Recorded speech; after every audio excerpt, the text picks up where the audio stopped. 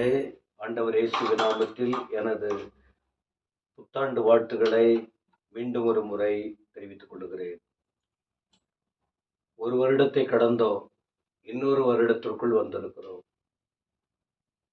கடந்த வருஷம் என்ன நடந்தது என்பது நாம் அறிந்தது. ஆனால் இந்த வருஷத்தில் 52 வாரங்கள் நமக்கு முன்னாக என்ன சவால் இருக்கிறது நமக்கு தெரியாது. ஆனால் ஒன்று தெரியும், ஆண்டவர் நம்மோடு கூட இருப்பார். ஆண்டவர் நமக்கு தமது ஆலோசனைகளை தருவார். அவர் தமது கிருபைகளை கட்டளையிடுவார்.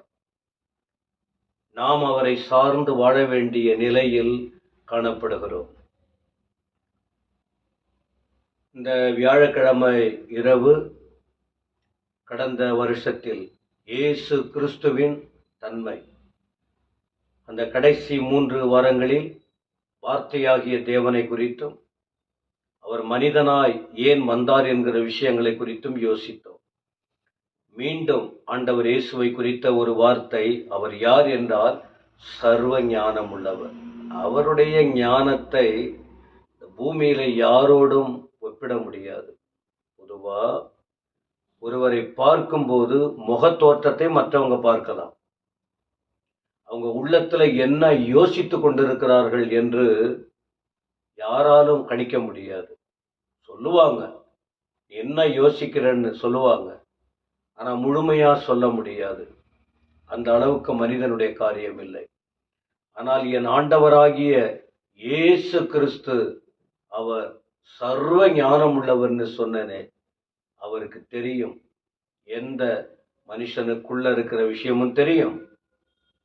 நம்முடைய வாழ்க்கையில் பின்னாட்களில் என்ன நடக்கப் போகிறது அவருக்கு தெரியும்.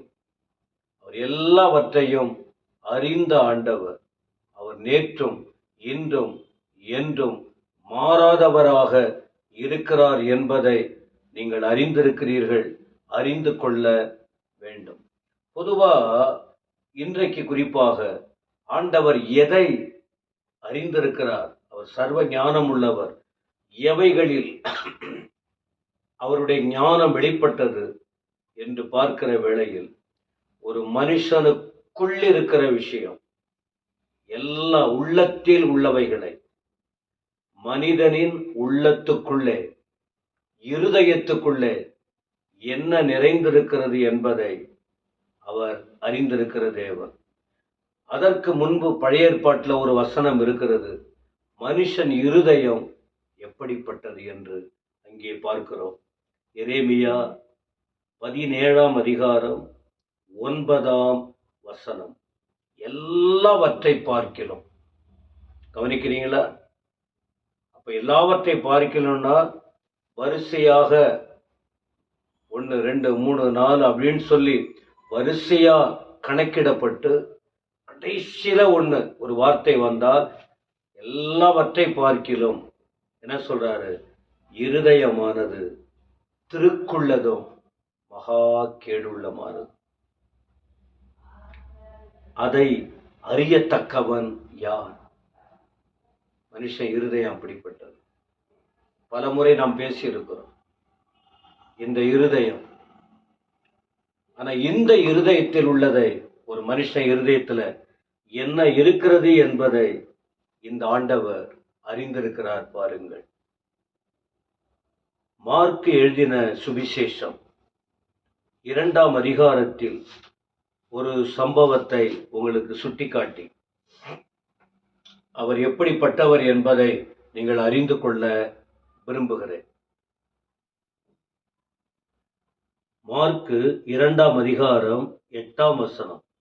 அவர்கள் தங்களுக்குள்ளே இப்படி சிந்தித்திருக்கிறார்கள் என்று இயேசு உடனே தம்முடைய ஆவியில் அறிந்து அவர்களை நோக்கி, நீங்கள் உங்கள் இருதயங்களில் இப்படி சிந்திக்கிறது என்ன?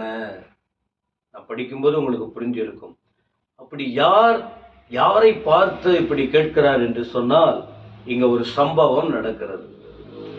இயேசு கிறிஸ்து கப்பர்நகூமுக்கு போனார். அவர் வீட்டிலே இருந்தார். ஒரு வீட்டில் இருக்காரு. இயேசு கிறிஸ்து அந்த வீட்டுல இருக்கிறாருன்னு ஜனங்கள் எல்லாம் கேள்விப்பட்டாங்க. கூட்டம் கூடி விட்டது. உள்ள போக இடம் இல்லை. சுற்றி ஜனங்கள் ஏராளமா இருக்கிறாங்க. அவருடைய வசனத்தை அந்த ஜனங்கள் கூடி வந்திருக்கும் போது அவர் வசனத்தை போதித்தார். அந்த ஜனங்களுக்கு எது தேவையோ அதை அவர் அவர்களுக்கு சொல்லிக் கொடுத்தார். அந்த நேரத்துல 4 பேர், ஒரு திமிர்வாதக்காரன், அவனை சுமந்து கொண்டு அவர்கிட்ட வந்தாங்க. கால் நடக்க முடியல, உடல் அசைய முடியல. அப்படிப்பட்ட ஒரு மனுஷன். ஜனக்கூட்டம் அதிகமா இருந்தது. அதனால கிட்ட நேரடியா ஆண்டவர் இயேசு இருக்கிற இடத்துல அவரை தூக்கி கொண்டு வர முடியாத நிலையில் யோசித்து பார்த்தாங்க. மேல ஓடு போட்ட வீடு இருந்தது. அந்த ஓட்டை பிரித்தாங்க. மேலிருந்த கட்டிலே அந்த 4 பேரும் இந்த ஒருவனை அப்படியே கீழே, ஆண்டவர் இயேசு இருப்பதற்கு நேராக கீழே இறக்குறாங்க. இயேசு அதை பார்த்தார். வசனத்தை போதித்துக்கிட்டு இருக்கும் போது அதை பார்த்தார். அந்த 4 பேருடைய விசுவாசத்தை கண்டார். கண்டு யார்கிட்ட பேசுறாரு பாருங்க, திமிர்வாதக்காரனை நோக்கி, மகனே, உன் பாவங்கள் உனக்கு மன்னிக்கப்பட்டது என்றார். அவனுடைய அன்பை பார்த்தீங்களா பிரியமானவர்களே? ஏற்கனவே பாவத்துல இருக்கான்னு தெரியுது. பாவத்தாலதான் என்ன பாவம் செய்தான்னு தெரியல.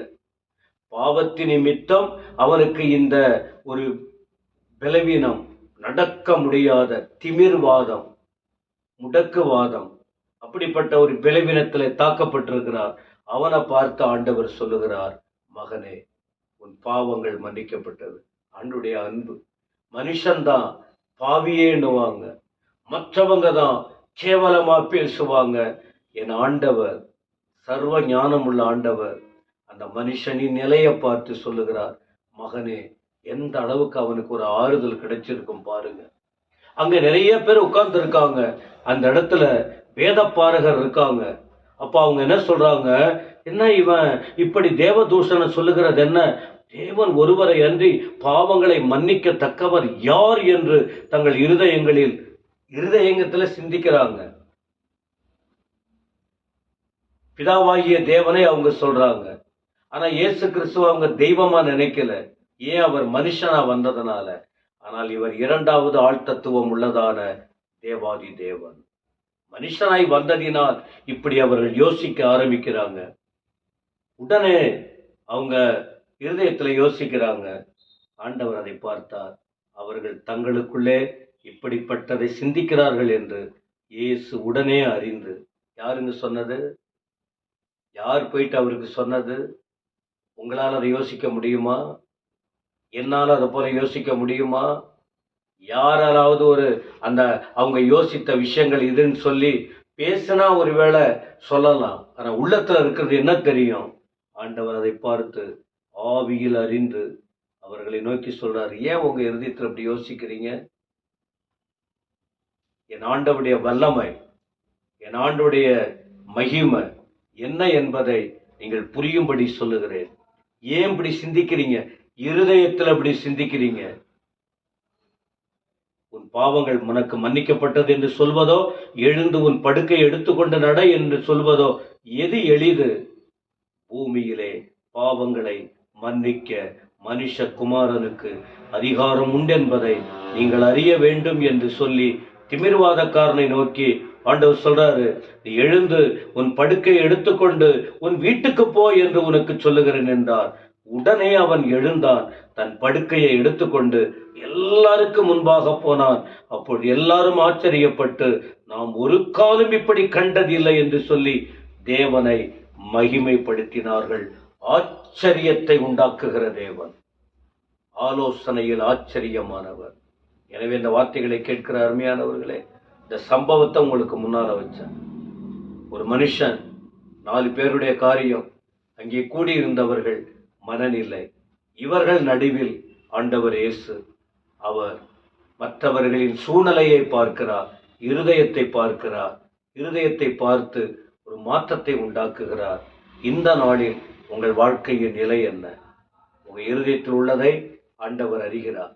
அவர் உங்களை நேசிக்கிறார். என்ன சொல்றார் தெரியுமா? நீங்க எப்படிப்பட்ட பலவீனமா இருந்தாலும், நீங்கள் எப்படிப்பட்ட பாவத்தில் இருந்தாலும், நீங்கள் எப்படிதான் உணராமல் விலகி இருந்தாலும், இன்னைக்கு ஒரு வார்த்தை சொல்றாரு, மகனே, நான் உன் பாவத்தை மன்னிக்கிறேன், நான் உன்னை விடுதலையாக்குகிறேன். மனுஷன் உன்னை எப்படி வேணாலும் பார்க்கட்டும், நான் உன்னை பார்க்கிற விதம் வேற. நான் உன்னுடைய தகப்பன், என்கிட்ட வருவாயா, நான் உன்னை ஆசீர்வதிப்பேன். அதான் அவர் சொல்றாரு. அவர்கிட்ட வர வேண்டியது நம்முடைய கடமை. தெய்வத்தை நம்புங்க, உள்ளத்துல ஏற்றுக்கொள்ளுங்க, அவருக்காக வாழுங்க. உங்கள் பாவம் மன்னிக்கப்படும். அவருடைய அன்பை நீங்கள் பெற முடியும். உங்களை அறிந்து ஆசீர்வதிக்கிற ஆண்டவர். பரலோக தகப்பனே, ஸ்தோத்திரம். வார்த்தைகளுக்காக ஸ்தோத்திரம். கிரிய செய்யட்டும். இருதயத்தை அறிகிற ஆண்டவர். ஆண்டவரே, உம்முடைய பாதத்துல அர்ப்பணிக்கிறோம்.